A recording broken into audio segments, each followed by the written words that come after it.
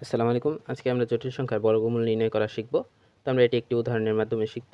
তো আমরা সেই উদাহরণে -8 -6√1 এর বর্গমূল আমরা নির্ণয় করব। এটিকে লেখা যায় -8 -6√-1 অর্থাৎ I ধরি √8 -6I = x + iy। এখন উভয় পক্ষকে আমরা বর্গ করব। বর্গ করার ফলে এটি -8 -6i এবং এটি x² + 2x iy + i² y²। এখানে আমরা সাইড নোট লিখব বর্গ করে। তারপর আমরা -8 6i x² + i × 2xy এবং i² আমরা জানি -1, এজন্য এটা -y² হয়ে যাবে। এখন এই জায়গায় একটি গুরুত্বপূর্ণ জিনিস হলো, আমরা জটিল সংখ্যার ধর্ম থেকে জানি এই সমান সমান চিহ্নের বিপরীত পাশে যেগুলো আছে i অর্থাৎ বাস্তব অংশের সঙ্গে যেগুলো আছে সেগুলো সমান হয় এবং বাস্তব অংশের সমান হয়, কাল্পনিক অংশের সমান হয়। অর্থাৎ এখান থেকে আমরা লিখতে পারি -8 অর্থাৎ বাস্তব অংশ বাস্তব অংশ x² - y², x² - y², এটিকে আমরা 1 নং দিতে পারি এবং একই সাথে আমরা লিখতে পারি 2xy = -6, যেহেতু -6i + i 2xy আছে, এজন্য 2xy = -6 আমরা লিখতে পারি। এরপর আমরা যেহেতু x এবং y এর মান বের করব, এর মাধ্যমেই আমরা বর্গমূল নির্ণয় করব, এজন্য আমরা x² + y² এর মান বের করব। তো আমরা x² + y² এর সূত্র জানি, x² + y² = x² - y² অর্থাৎ আমরা a + b হোল স্কয়ারের সূত্র জানি। যদি আমাদের a - b দেওয়া থাকে, তো এক্ষেত্রে a + b whole square = a - b whole square + 4ab। তো আমরা সেই সূত্রটি ফেলব, +4a, a এখানে x² এবং b হলো y²। তো আমরা x² + y² এর মান নির্ণয় করব। x² + y² এর মান নির্ণয়ের ক্ষেত্রে আমরা একটি রুট দেব এবং x² - y² এর মান আমরা দেখতে পাচ্ছি -8, এটির উপরে স্কয়ার এবং 4 × xy এর মান আমরা দেখতে পাচ্ছি, এখান থেকে আমরা xy এর মান নিতে পারি -3। আমরা এখানে বের করে নিই xy = -3, এটি 2 নং দিয়ে দিলাম। তো -3 এর উপর স্কয়ার করতে হবে। তো x² + y² = 8 এর উপরে স্কয়ার 64 এবং 3 এর উপর স্কয়ার 9, 9 × 4 অর্থাৎ 36, 36 এবং 64 যোগ করলে হয় 100, 100 এর উপর রুট করলে হয় 10। এটিকে আমরা 3 নং দিই। এখন 1 নং ও 3 নং আমরা যোগ করি, যোগ করে পাই 1 নং এবং 3 নং আমরা যোগ করে পাই 2x² = 2, অর্থাৎ x = +-1। এখন 1 নং ও 3 নং বিয়োগ করে পাই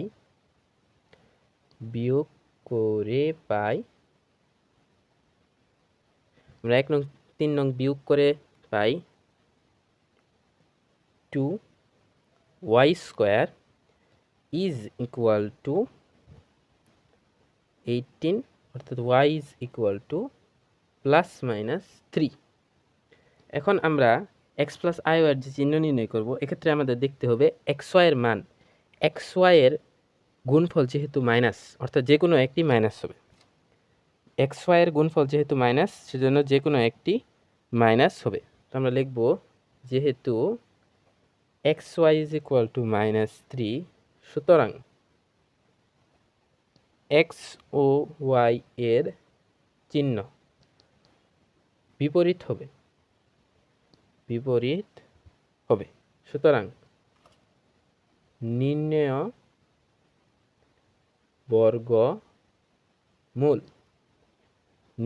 বর্গমূল প্লাস মাইনাস, আমরা প্লাস মাইনাস আগে দিয়ে দিব, ব্র্যাকেট দিব, কারণ আমাদের x এর মান হলো 1 এবং যেহেতু বিপরীত চিহ্ন, এই জন্য একটা মাইনাস চিহ্ন দিব এবং আমাদের y এর মান হলো 3 এবং y যেহেতু কাল্পনিক অংশ, তো এর সঙ্গে একটি i থাকবে।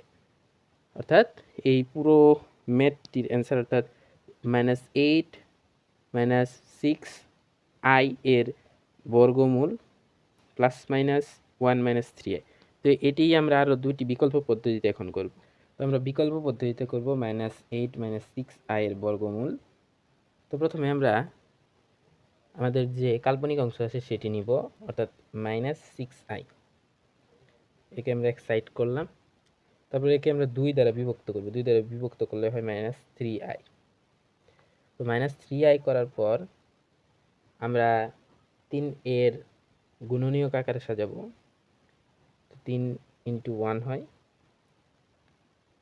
এছাড়াও হয় আমরা 3 এবং 1 দিয়ে যেহেতু এই অঙ্কটি হবে সেই হিসেবে নিব। তারপর আমরা যেহেতু দেখতে পাচ্ছি বাস্তব অংশের আগে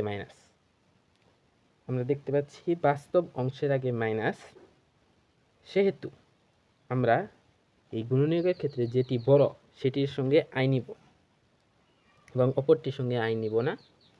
এবং তারপর আমরা এই দুটোকে স্কয়ার করে যোগ করব। যোগ করে দেখি আমাদের বাস্তব অংশ আসে কিনা।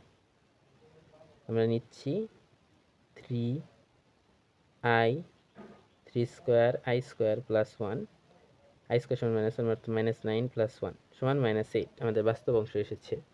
তো এখন আমরা এই মেটটিকে এইভাবে লিখব। আমরা লিখব যেহেতু আমাদের 3i + 1 হবে, সেহেতু আমরা এটিকে লিখব 1²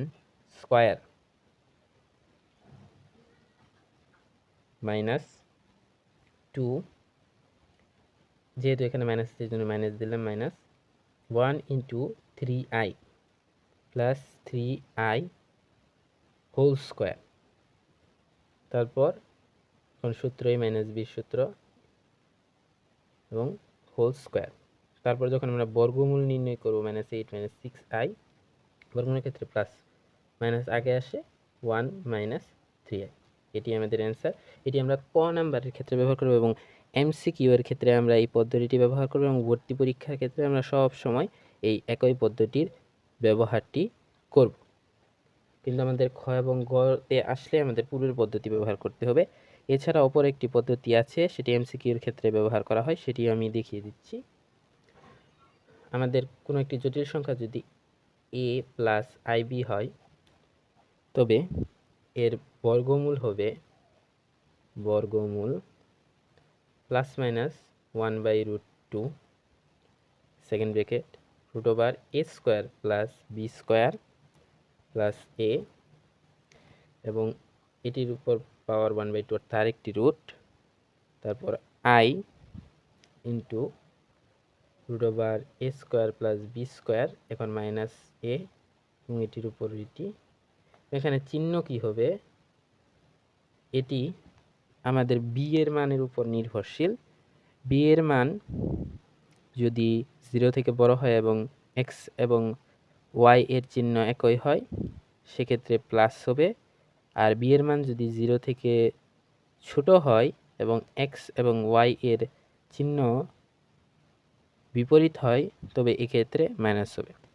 যেমন আমরা যদি এই ম্যাথের ক্ষেত্রে এই পদ্ধতিতে করি ±1/√2, এখানে a এর মান আমরা দেখতে পাচ্ছি -8, এটিকে স্কয়ার করব।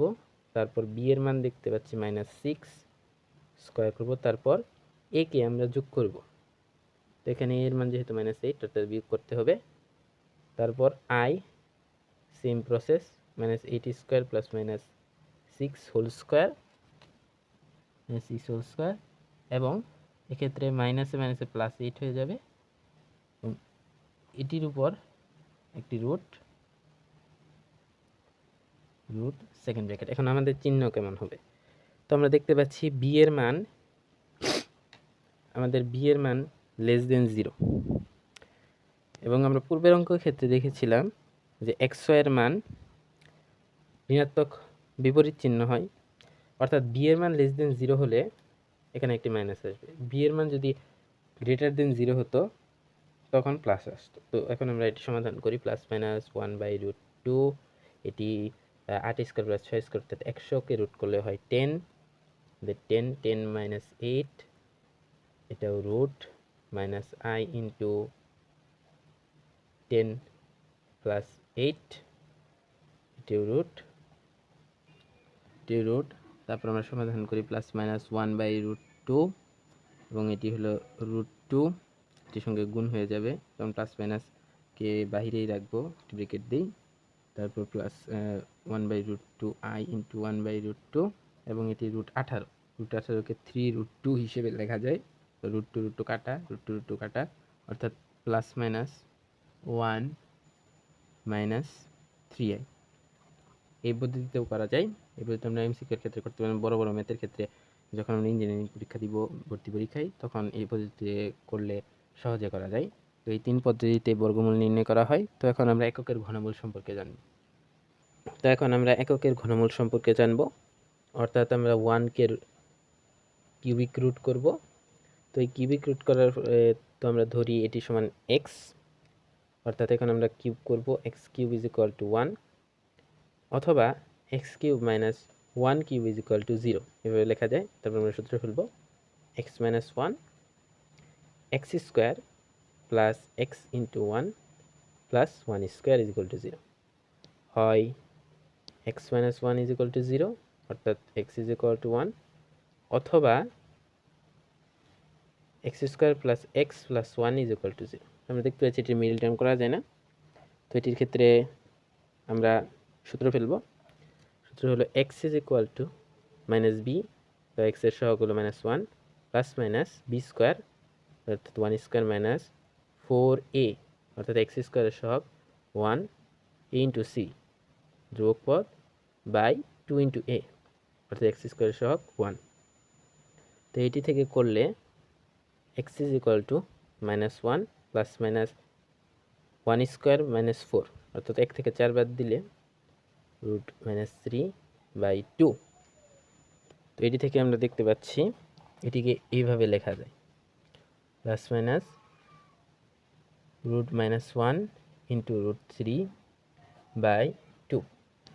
এটিকে আবার এইভাবে লেখা যায়, minus 1 plus minus root minus 1 সমান i, অর্থাৎ রুট 3 প্লাস 1/2 এর মাইনাস 1 প্লাস রুট 3i/2, এবং আরেকটি সমাধান হলো মাইনাস 1 মাইনাস রুট 3i/2। এটিকে আমরা ওমেগা দ্বারা প্রকাশ করি এবং এটিকে আমরা ওমেগা স্কোয়ার দ্বারা প্রকাশ করি, অর্থাৎ এককের ঘনমূল হলো 1 ওমেগা ওমেগা স্কোয়ার। এক্ষেত্রে ওমেগা সমান মাইনাস 1 প্লাস রুট 3i/2, এবং ওমেগা স্কোয়ার সমান মাইনাস 1 মাইনাস রুট 3i/2। এক্ষেত্রে আমরা আয়ের ব্যবহার না করে minus 1 plus root over minus 3 এবং 1 minus 1 minus root over minus 3/2ও ব্যবহার করতে পারি। তো এটি আমাদের মুখস্থ রাখতে হবে। তো এককের ঘনমূলের কিছু বৈশিষ্ট্য আছে, সেই বৈশিষ্ট্যগুলো নিয়ে এখন আলোচনা করা হবে।